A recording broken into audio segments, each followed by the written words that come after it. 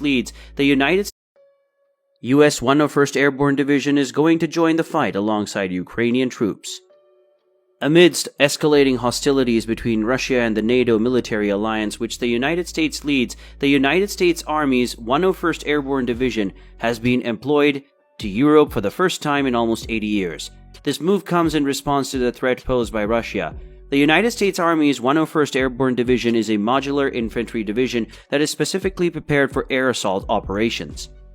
During World War II, it saw action in both the Battle of the Bulge and the Normandy landings, which contributed to the unit's rise to fame.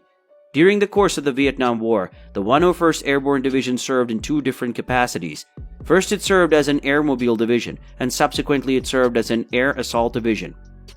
This new turn of events is crucial because it occurs against the backdrop of Ukrainian troops moving into the occupied territory of Kherson, which is currently under Russian control.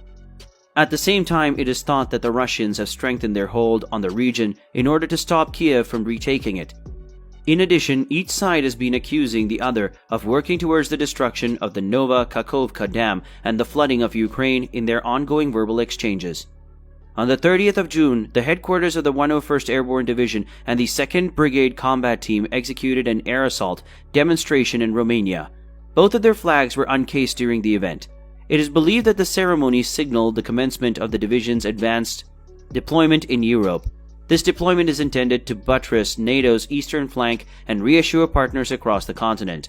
The Russian Federation has launched an unprecedented aerial assault against Ukraine, during which it has struck residential areas, made pre-mediated strikes against energy infrastructure, and caused extensive blackouts. The Ukrainian port cities of Mykolaiv and Odessa are strategically important to Russia, and Russian forces are determined to seize control of them in order to deny Kiev access to the Black Sea.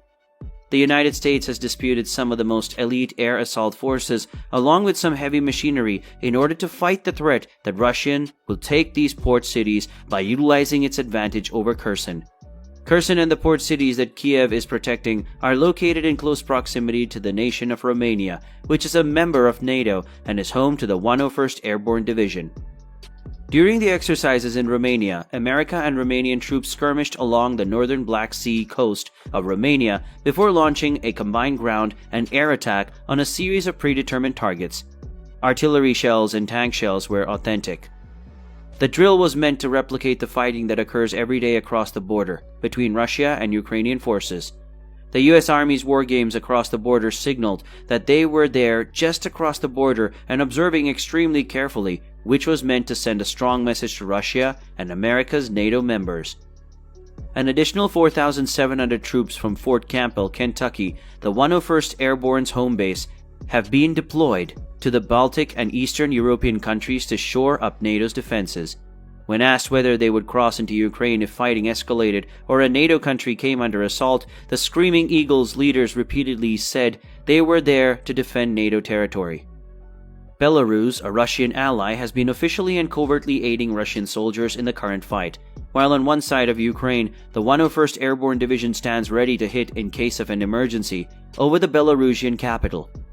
3 MiG-31s were observed, and they were armed with hypersonic missiles. Ukraine's armed forces have been warned that Russia may try to open a new front in the conflict by using Belarus as a staging area. Up to 9,000 Russian servicemen, nearly 170 battle tanks, 200 armored personnel carriers, artillery, and aircraft are currently arriving in Belarus as part of a joint force that Russian President Vladimir Putin and Belarusian President Alexander Lukashenko agreed to deploy in the country, bordering the north of Ukraine. While it's true that Vladimir Putin's rhetoric has cooled off recently, experts agree that Moscow still poses a serious threat to Ukraine.